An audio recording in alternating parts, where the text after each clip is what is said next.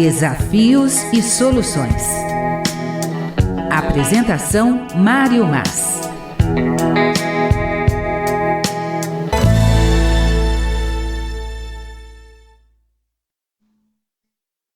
Olá, bom dia. Sejam bem-vindos no estudo das obras de Joana de Ângelis, Desafios e Soluções, que, aliás, é título de um livro da benfeitora espiritual. O estudo que fazemos aqui é dessa ponte entre a psicologia e o espiritismo, proposto pela benfeitora com a série psicológica constante de mais de 15 livros da série psicológica. É muito material e muito profundo no entendimento do comportamento humano, levando em conta a nossa imortalidade, a pluralidade das existências, que permite ter uma visão mais ampla da personalidade. Nós não somos frutos apenas do aprendizado social desta existência. Quando a gente reencarna, passa pela experiência de filho, de amigo, que a gente vai conhecendo, de parentes. Nós temos nosso contato com a cultura, com as ideologias, com a sociedade de um modo geral e com a transcendência da vida, a condição espiritual de todos nós como espíritos imortais. Portanto, quando a gente fala de comportamento, estamos levando em conta as experiências da atual existência, como das existências anteriores, que vão se expressar através das nossas inclinações, aptidões, né, que já parece fazer parte do comportamento do indivíduo. Então, a série psicológica aborda essa integração entre essas áreas do conhecimento espiritual e da psicologia. Bom, neste belo livro, nesta capa bonita, que também é sugestão de bom ânimo no rumo da felicidade, do Divaldo Pereira Franco, pela benfeitora Joana de Ângelis, nós vamos falar sobre suicídio e loucura. Aliás, é uma coisa que sempre conversamos com as pessoas quando o tema suicídio aparece, refletindo que o suicídio nunca deve ser uma opção, jamais. A opção é buscar saída construtiva, apoio, amizade, prece, tratamento espiritual, tratamento psicológico, trabalho assistencial, que são ferramentas que ajudam a pessoa a superar aquilo que está amargurando ela no momento, afligindo, né? E porque esta fuga pelo suicídio não vai resolver o problema, vai agravar, porque o indivíduo vai continuar com o problema que ele carrega, junto com a destruição do suicídio. E esta fuga que ele teve pelo suicídio, ele vai reencarnar novamente, vai passar por situações difíceis como as anteriores ou agravadas, por causa da precipitação, porque modifica toda a situação que ele tinha que enfrentar, né? Com o agravamento do suicídio, ele vai se apresentar mais fragilizado, mais debilitado para o enfrentamento. E nós vamos ter que vencer todas as nossas dificuldades, aflições, limites, porque faz parte do crescimento espiritual. Muito bem, então aqui Joana de Ângelis vai dizer o seguinte: esta melancolia, ou seja, esse humor sombrio, esta melancolia sistemática, atormentadora, vem se aprofundando no teu comportamento. Ela está se instalando no comportamento, esta melancolia, de tal forma que enveredas sem te dar conta pelas vias torpes da depressão de grave tratamento. Então ele está com esse humor sombrio, esse abatimento, ele vai indo carregando estes sentimentos e vai se aprofundando neles, perdendo contato com as coisas boas da vida, com aquilo que pode ajudá-lo, e daqui a pouco ele cai na depressão, que exige um tratamento, às vezes prolongado, para a pessoa superar esse estado. Essa tristeza que agasalhas, diz Joana de Ângeles, prejudicial e renitente, coloca a máscara de dor na tua face, conduzindo-te inadvertidamente a um transtorno neurótico de lento curso com todos os seus efeitos danosos. Então, veja bem, vamos dissecar esta colocação para a gente assimilar. Essa tristeza que agasalhas, nós agasalhamos. Às vezes passamos por uma crise, por exemplo, no emprego, de uma briga, de uma desconfiança, de a não obtenção de uma promoção e ficamos entristecidos. Como pode ser uma briga doméstica com um vizinho, com um parente, uma irrealização pessoal. Então, veja, uma coisa é uma tristeza passageira pelo choque da notícia de não conseguir um resultado, ou pelo choque da contenda que estabelecemos com alguém. Dá aquele baque, mas passa, logo vai se diluindo aquela tristeza e a gente se vê livre daquele estado.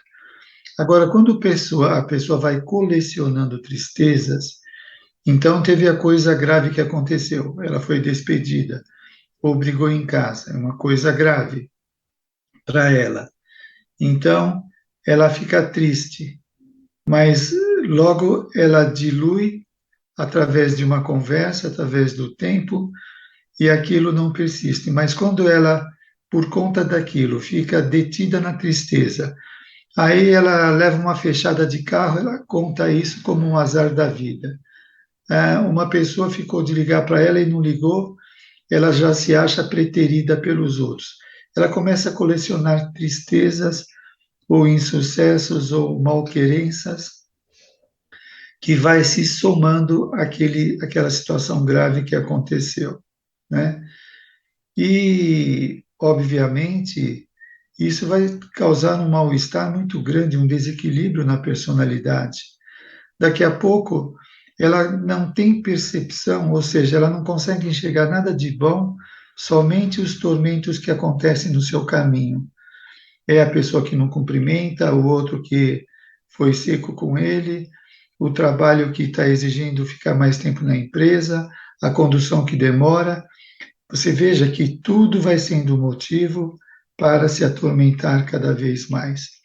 E são condições do nosso cotidiano, não é? É claro que tem dias que nós estamos mais dispostos e aquilo que acontece de chato não nos ataca, não nos toca, porque estamos mais dispostos. Tem dia que estamos menos, e qualquer coisinha a gente se sente ameaçado, em perigo, ou se vitimizando, tornando a coisa pior do que é, né? E a gente tem que ter a capacidade de elaborar estas questões que fazem parte do pacote da vida. Porque nessas pequenas coisinhas, se a gente não sabe como lidar, como resolver, como que vai ser até o fim da vida? Vivendo em briga constante com a existência? Assim não dá certo. Por exemplo, uma coisa que faz parte do nosso cotidiano aqui em São Paulo. Você, para ir para o seu trabalho, você sempre pega uma avenida principal e, com o passar do tempo, você vai percebendo que ela está ficando cada vez mais carregada e está perdendo o horário do seu emprego. Você está adaptado naquela avenida, é fácil para você pegar ela. Mas como está atrapalhando, você tem que modificar o seu itinerário para facilitar as coisas. Quando você troca de itinerário, você tem um tempo de adaptação, né? Conhecendo as novas manhas daquele trajeto para ver como que pode encurtar o tempo, que rua que pode cortar, etc. Então, é um aprendizado onde você se adapta a uma nova situação. Muito bem. Esta tristeza que agasalhas, prejudicial e renitente, coloca a máscara de dor na tua face.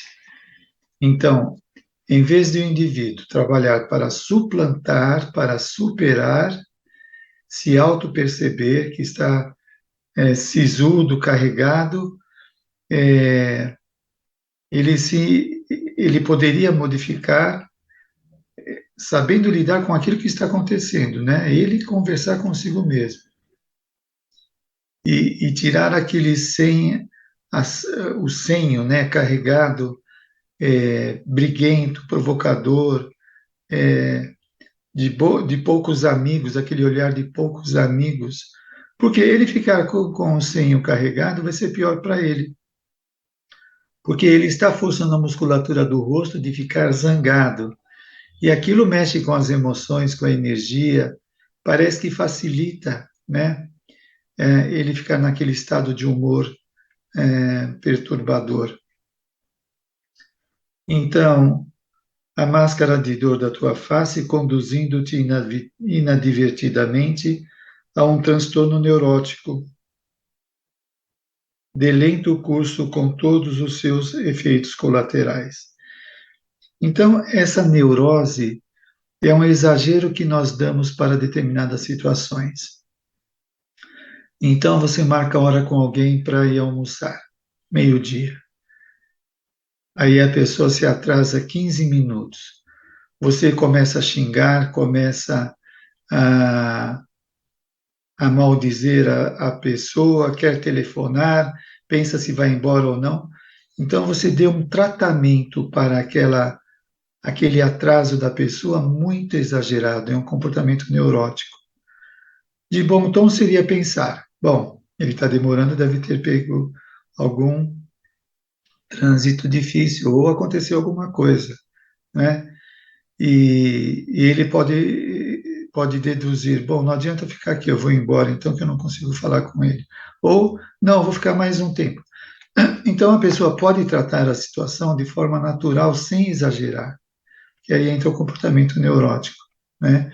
Aí a pessoa se perde, fica grosseira, irritadiça, fica bufando, como se diz, né?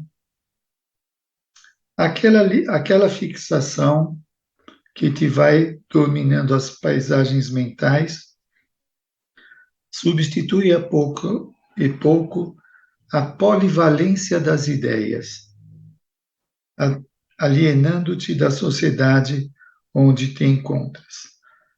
Você já percebeu isso em você mesmo? Essa palavra ela é bem carregada, ela é bem significativa em termos dos tormentos que pode causar a pessoa. A palavra é a fixação. Olha só, aquela fixação, né, da tristeza que nós estamos tratando aqui dela, aquela fixação que te vai dominando as paisagens. Fixação. Por que que ela furou no encontro que eu marquei com ela? Por que que ela não veio negociar, já que nós estamos fechando um negócio? E a pessoa fica fixada naquilo, ela perde a polivalência. O que que é a polivalência? É pensar em várias coisas ao mesmo tempo. Polivalência, as muitas valências, os muitos caminhos. Então, no dia, você não fica 24 horas pensando no atraso, na reunião que não aconteceu. Não, você vai pensar na comida que tem que comer na hora do almoço, no banco que tem que ir à tarde, à noite tem um encontro com os amigos. Então, nós pensamos em várias coisas e isso dá equilíbrio para a personalidade.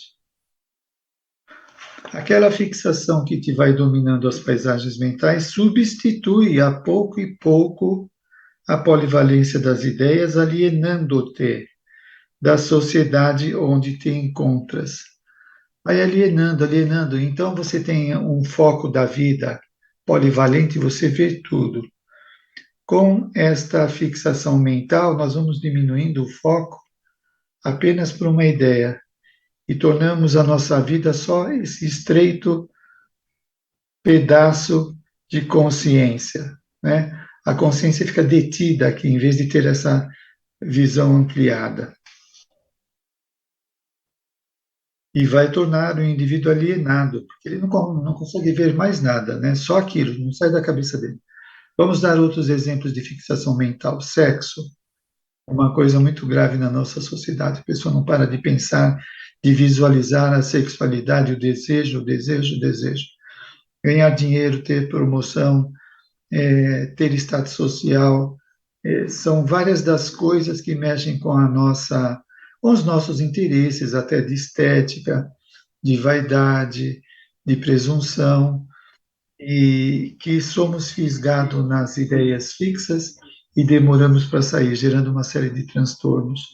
Agora, você imagina, pegando essa linha de pensamento, quando a pessoa comete um erro grave, como um assassinato, um roubo representativo que leva a empresa à falência, uma fofoca que leva a pessoa, o fofocado, à depressão, como tem no livro Autoobsessão que eu escrevi, o caso de um homem que queria cortejar uma mulher e ela era casada e ela não dava bola para ele. Ele começou a escrever cartas anônimas para o marido dela, dizendo que ela saía com os homens. Ele ficou depressivo e desencarnou por causa da fofoca. Olha o mal que o indivíduo provocou à existência de uma outra pessoa.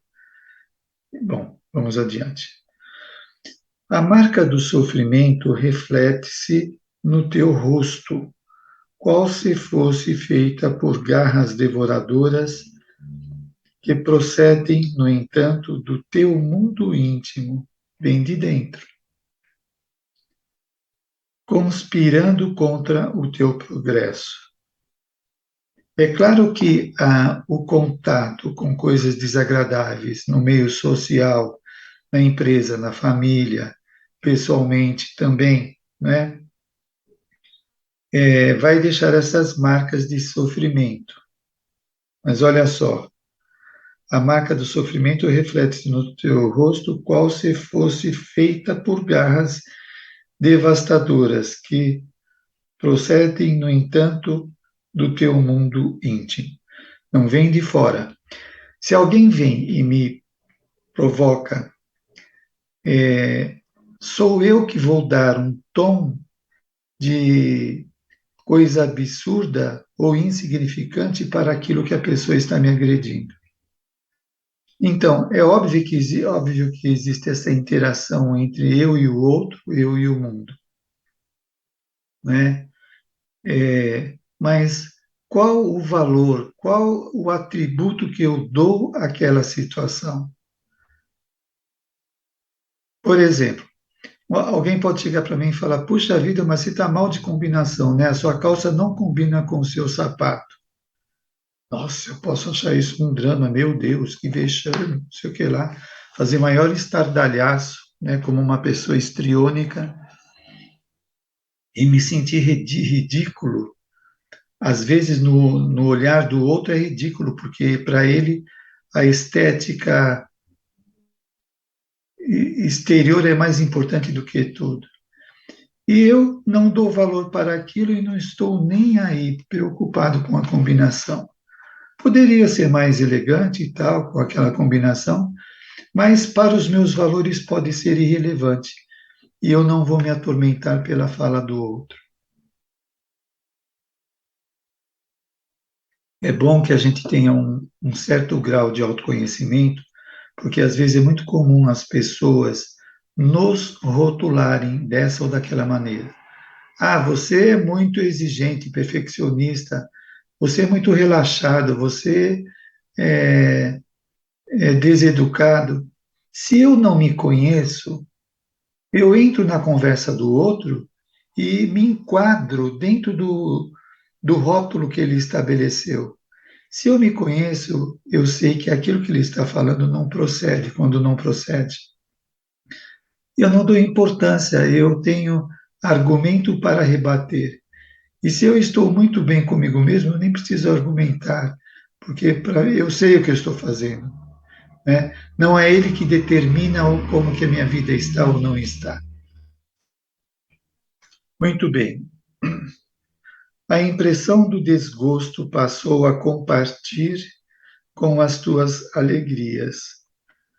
Então, esse desgosto vai pareando, vai vindo do lado da, das alegrias, das realizações,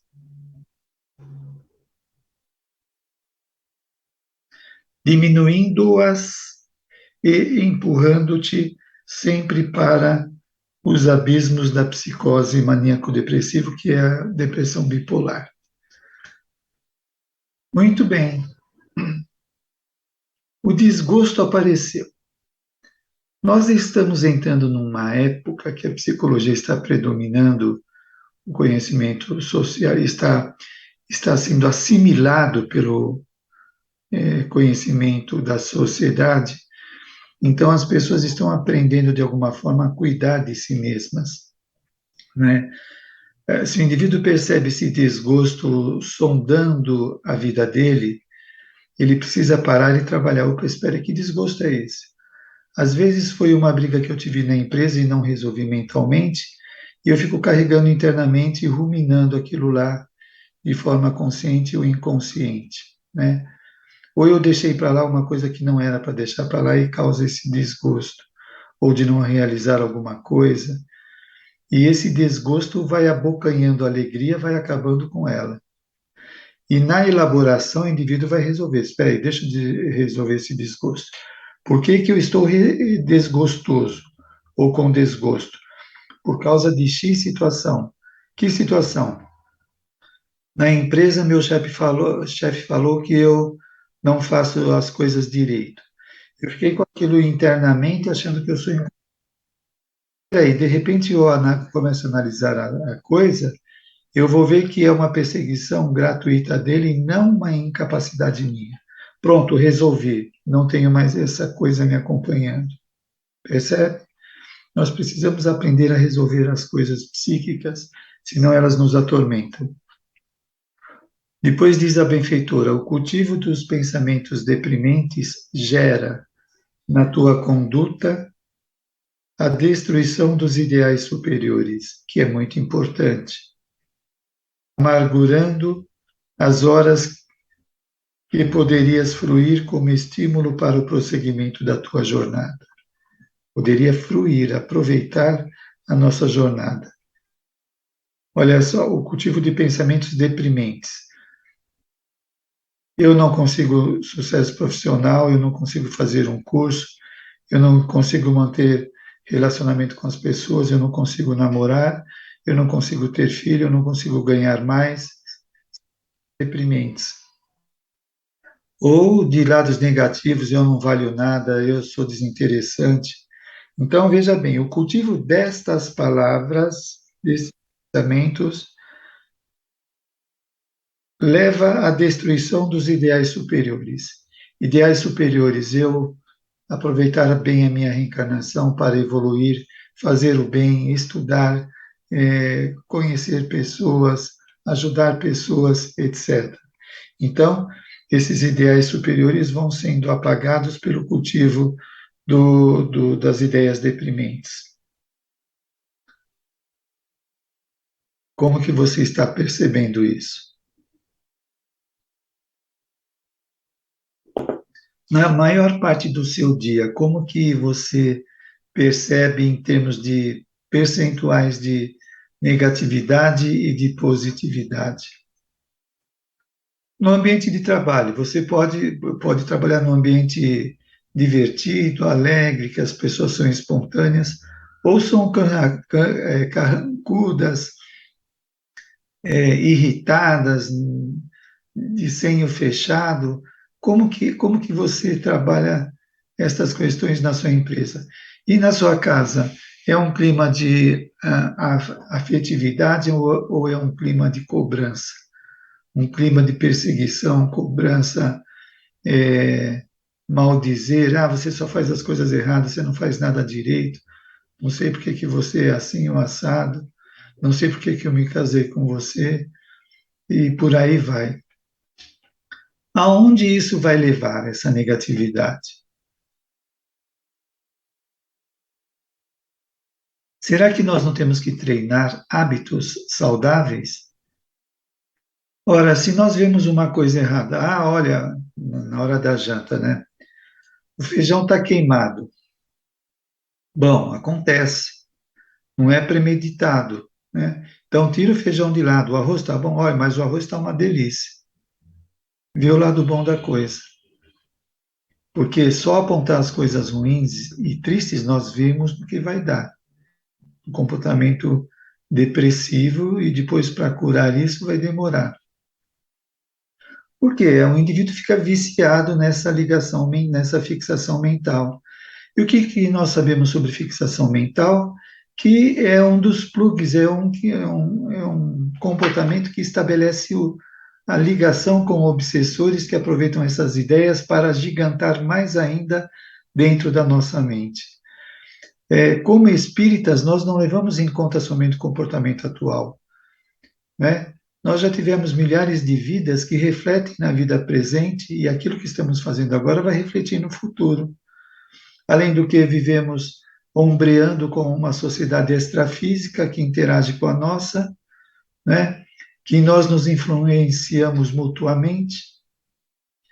Portanto, vigiai e orai, propôs o nosso mestre, porque se eu me distraio, se eu fico detido na negatividade, no sofrimento, eu vou ser um fabricante de dores, de sofrimentos, de choros, de mágoas, de tristeza, e por aí vai.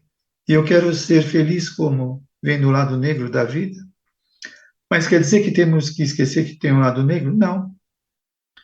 Mas é se municiar, se encher de boas energias das coisas positivas para enfrentar o lado negro da vida, o lado sombrio, de forma corajosa, edificante, onde o indivíduo esteja senhor de si mesmo. Claro, sempre com a ajuda da espiritualidade superior. Reflexiona com cuidado e desperta do letargo, da estagnação emocional a que te estás relegado. Olha a colocação da benfeitora. Não vai acontecer um milagre de tirar o indivíduo desse estado de coisas. Olha a colocação. Reflexiona com cuidado e desperta. Desperta, decida despertar. Opte em despertar desse sono da estagnação emocional a que te está relegando. Nós estamos nos colocando na situação. Então, a postura do Espiritismo é que o indivíduo assuma a sua própria vida e não fique dependente de alguém para fazer isso. Além da loucura decorrente dos problemas orgânicos e emocionais, existe a de natureza que agasalhas e que pode romper em trágica e romper em tragédia de um para outro momento. Além desse lado físico, né, orgânicos e emocionais, existe aquele que é agasalhado pelo indivíduo, a ideia de se suicidar, né, e que pode, de uma hora para outra, cometer a tragédia. O Espiritismo mostra que quando o indivíduo ele programa alguma coisa, no caso o suicídio, esta programação, ou seja, ficar pensando no suicídio, vai fazer ele atrair desencarnados que vão incentivá-lo ao suicídio. Olha, o pessoal da técnica, eu estou escutando eu falar pelo computador. Não sei se dá para mexer nisso, se depois vai atrapalhar o som. Bom, então quando o indivíduo começa a alimentar essas ideias, ele começa a atrair espíritos que vão incrementar a proposta dele de se suicidar, incentivar mesmo, cercar ele e encher de ideias de suicídio. Então tem que tomar cuidado com esses pensamentos, vai fazer tratamento, busca ajuda para sair dessa fixação mental que pode te abocanhar. Abocanhar quer dizer o quê? Ganhar terreno dentro de você, né? As ideias ficam limitadas a esse pensamento. Então, muito bem. Na área dos pensamentos depressivos, a loucura se instala, preparando o terreno para mais graves cometimentos infelizes, dentre os quais se destaca o suicídio. Então, vamos destrinchar. Na área dos pensamentos depressivos, né? Aquela tristeza, melancolia constante, enxergar somente o lado escuro da vida, ah, lembrar das brigas com as pessoas queridas, etc. Então, na área dos pensamentos depressivos, a loucura se instala, porque o indivíduo ele perde o fio da meada, ele perde o discernimento de observar a coisa com justeza, com clareza. Então, preparando o terreno para mais graves cometimentos infelizes, dentre os quais o suicídio. A gente sabe, por exemplo, que o suicida, se ele preparou uma existência para 80 anos, ele se mata aos 40 anos, faltam 40 anos, faltava 40 anos para ele terminar a reencarnação dele. O fluido vital que ele tinha para 80 anos, e que foi usado só em 40 anos, vai demorar muito tempo fora do corpo para se esvair, para ser eliminado, né? Além do que, como consta no livro Memórias do Suicida, se eu bem me lembro, eles informam que o suicida depois reencarna e demora em torno de 100 anos para ele conseguir modificar aquele quadro do suicídio. É suicida não apenas quem assume uma atitude autodestrutiva através de um só golpe de alta violência. Então, qual é? Se não é somente a agressão que o indivíduo faz para consigo mesmo, qual que é as outras atitudes que levam a isso? Então, olha só, é suicida não apenas quem assume uma atitude autodestrutiva através de um só golpe de alta violência. É também suicida aquele que se não renova para o bem, entregando-se aos excessos de qualquer natureza, exorbitando das suas possibilidades vitais. Eu entendo que é suicídio também não se renovar, porque o indivíduo, o som está aparecendo de novo. Então, o indivíduo não se renovando, carregando comportamentos obsoletos, destrutivos, maldosos, faz com que ele coloque a sua vida em risco, né? Por quê? Porque ele está desconcertado internamente, está atormentado por situações não resolvidas, aquela tristeza, melancolia, relacionamentos difíceis. Desse modo, a melancolia e seus sequazes são passos de alucinação para o irremediável comportamento suicida. Olha só, a melancolia e os seus seguidores, sequazes, e os apaniguados. Deixa eu ver aqui. Aonde vai chegar a mente do indivíduo com essa fixação mental da tristeza e também dos motivos que levou à tristeza, que pode ser uma perda, uma frustração, e aquela mente atormentadora, com aquelas fixações mentais, aquelas imagens que se repetem incessantemente, leva a um desgoverno, a um descompasso da personalidade que ele pode cometer o suicídio. Depois vem o arrependimento. Qual é a terapia para tão grave situação? Graças a Deus existe terapia, existe renovação. Mas um dos sentimentos que os suicidas têm é de que aquele sofrimento que eles estão vivenciando nunca vai passar. Esta é uma expiação, este é um subproduto do seu suicídio.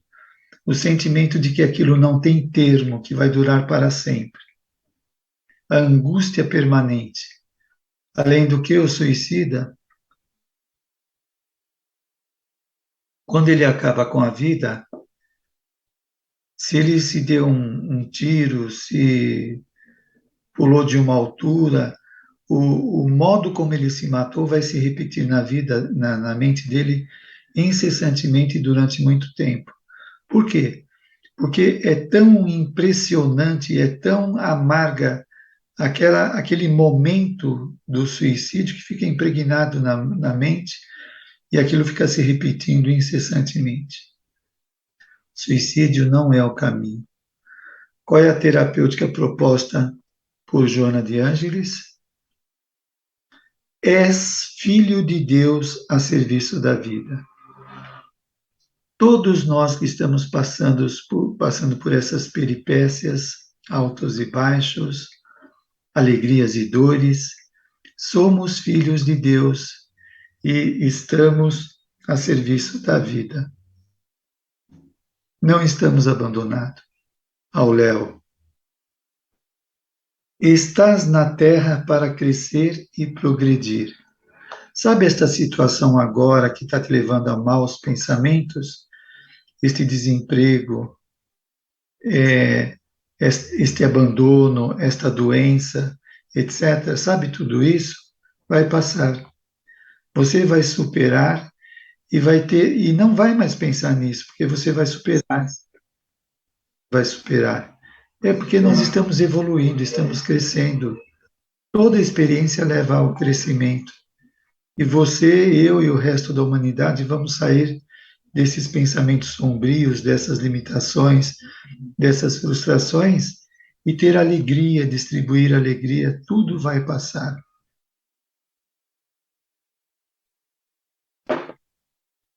Deixa eu ver uma chamada aqui da Thaís.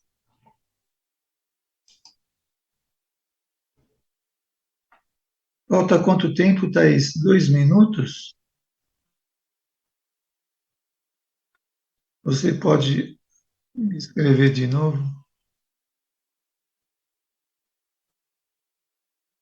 Bom, faltam 7, ok. Nós temos mensagem aqui da Sueli Preto, bom dia, obrigado por estar conosco.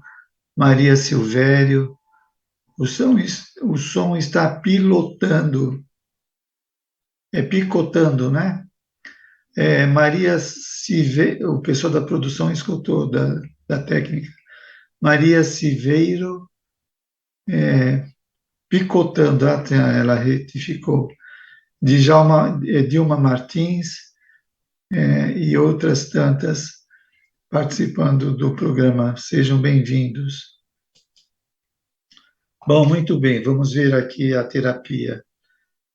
Tens compromisso com a criação, contigo e com o teu próximo. Nós temos esse compromisso. Veja quantas pessoas têm compromisso conosco, os nossos pais, os nossos tios, nossos primos, que nos ajudaram em determinados momentos da existência, os vizinhos, nas empresas que trabalhamos e por aí afora. Indispensável despertares para a responsabilidade e conscientizar-te do que podes fazer, para aceitar o que não podes alterar, modificar o que seja possível de transformado e dispor de sabedoria para distinguir uma de outra coisa.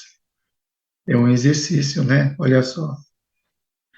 Indispensável despertares para a responsabilidade e conscientizar-te do que podes fazer. Esse despertar da responsabilidade. Em vez de ficar omisso, acuado, responsável. O que eu posso fazer? Olha só. Conscientizar-te do que podes fazer. Para aceitar o que não podes alterar. Tem coisas que não dá para alterar, que na psicologia a gente fala muito de limites.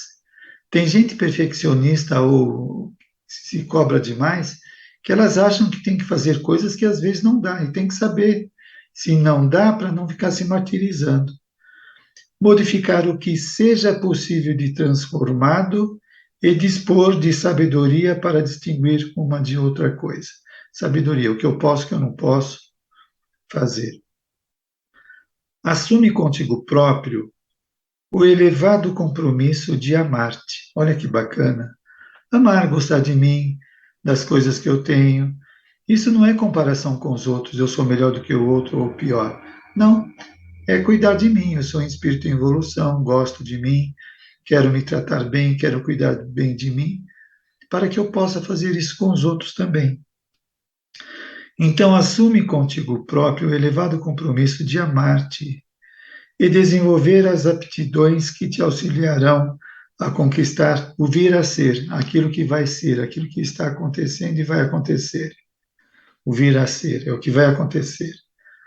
Ama-te, portanto, ou melhor, ama-te, porquanto esses clichês pessimistas são decorrência do descuido que te permites, de desamor a que te relegas. Olha a responsabilidade. O que nós estamos fazendo conosco? Olha só. Esses clichês pessimistas são decorrência do descuido que nos permitimos. Caramba, como é assim? Eu quero o meu bem, eu quero ser feliz e começo a me tratar mal, a ficar triste, a alimentar pensamentos tortuosos, lembranças amargas. Mas como que eu quero cuidar de mim se eu faço isso? Que cuidado que eu tenho comigo? Contempla o sol e viaja com a claridade, não aceitando o convite das sombras da noite, que clarearás com as estrelas da tua fé religiosa. Loucura e suicídio são termos da tragédia do cotidiano, que somente o amor, conforme o lecionou Jesus, conseguirá diluir, abrindo espaço para o êxito da vida, a alegria de viver. Joana de Ângeles, o livro é No Rumo da Felicidade. Aqui está, para você degustar. Vamos ver se eu acerto. Agora sim.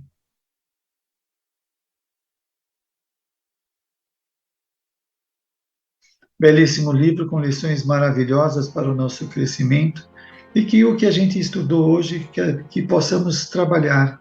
Vou cultivar agora a positividade, a alegria, ver as coisas legais. Eu vejo as coisas desinteressantes e chatas, mas eu não preciso ficar grudado nelas. Eu posso pedir para Deus abençoar, posso jogar boas energias para que o melhor aconteça ali, para que o mal seja superado. Mas instalar na minha vida a positividade, a confiança em Deus, a alegria. Alguém diz: ah, mas eu não estou num momento alegre, mas se esforça para ficar alegre, para sair desse estado. Não precisa ficar cultivando a tristeza como necessidade de superar, como se para superar a tristeza eu tivesse que pensar nela. Não, pensar nas coisas boas para ter força para enfrentar as coisas desagradáveis. Muito obrigado, boa semana a todos, que Jesus nos abençoe, que a gente esteja consciente do nosso programa reencarnatório para aproveitar bem. Até a próxima sexta-feira. Um beijo a todos.